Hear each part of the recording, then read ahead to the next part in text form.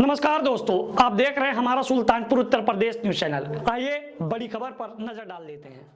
किसी पार्टी से प्रोग्रेस निर्दलीय किन मुद्दों को लेकर आप चुनाव लड़ने जा रहे हैं? हम लोग जो मुद्दा लेके आ रहे हैं भैया, वो ग्राम नगर सबके लिए प्रॉब्लम है। जो 9 मुद्दे हम लोग लेके आ रहे हैं, 9 मुद्दे जो हैं वो धरातल से जुड़े हुए हैं और टेक्नोलॉजी से भी रिलेटेड हैं। तो जैसे हम एक पहला एग्जांपल देते हैं हमारे किसान भाइयों का।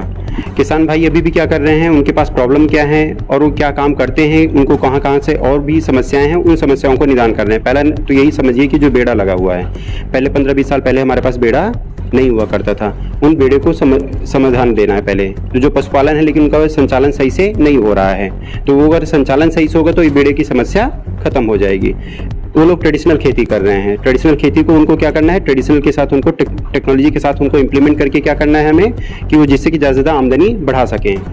तो ऐसी कई सारी समस्याएं उनसे किसान से रिलेटेड जो है वो उस पर भी बात हो रही है, जिस पे हम लोग काम करेंगे। दूसरा, रोजगार।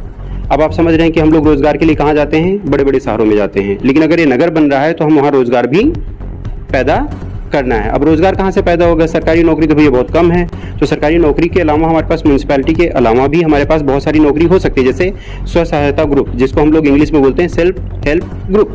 अब उसमें क्या होता है, बड़े बड़े हमारे साहूकार लोग हैं, बड़े बड़े जो हमारे बेचारे हैं, जो जैसे कुम्हार हुआ करते थे, या पटाखा बनाने वाले होते थे, या बीड़ी बनाने वाले होते थे, या अगरबत्ती बनाने वाले होते थे, या पापड़ बनाने वाले होते थे, जो घर घर में बनता था, उसी को हम लोग क्या करेंगे, थोड़ा कॉमर्शियल स्टेज पे ले आएंगे, जिससे कि रोजगार का संचन हो।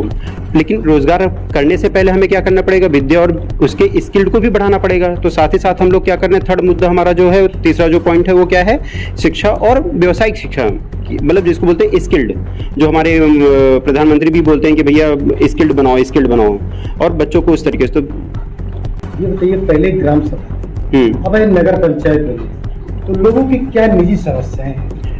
अब समस्याएं, निजी समस्याएं तो देखा जाए तो सबकी अपनी अपनी समस्या आ जाएंगी, लेकिन कॉमन अगर देखा जाए तो मैंने आपको भी कुछ पॉइंट्स पे ही बताया भैया। किसान की अपनी प्रॉब्लम्स हैं, किसान फैमिली में जाइए तो उनकी अपनी प्रॉब्लम है। बच्चों से बात करेंगे तो उनकी अपनी प्रॉब्लम है, उनके पास खेल कूद का जगह नहीं है। संस्कार के लिए जैसे पहले होता था हमारे यहाँ, नौटंकी हुआ करती थी भाई, या थिएटर हुआ करते थे, अब वो खत्म हो गए हैं। कल्चर्स को बढ़ावा नहीं हो पा रहा है। अब औरतें के पास जाइए तो उनके पास ये होता था कि पहले औरतें एक दूसरे के साथ बैठ के बात करती थी, अब औरतें एक दूसरे के साथ बात नहीं करती हैं। बहू बेटियों के पास जाइए तो पढ़ी लिखी हैं, लेकिन उनको रोजगार या उनको डर लगता है भाई बाहर जाने नहीं देंगे। तो सबकी अपनी अपनी समस्या है। अगर चारों वर्ग को देखेंगे तो सबके, वृद्धावस्थाओं को देखिए तो उनके पास ये प्रॉब्लम है कि बच्चे बाहर चले गए हैं कमाने के लिए, और उनके पास अब कोई उनको हेल्प करने के लिए नहीं है। भाई उनको मान लीजिए दवा लाना है या दवा दिखाने जाना है तो कौन करेगा? फिर वो पड़ोसी को पूछते हैं। तो बहुत सारी समस्याएं, उन समस्याओं का।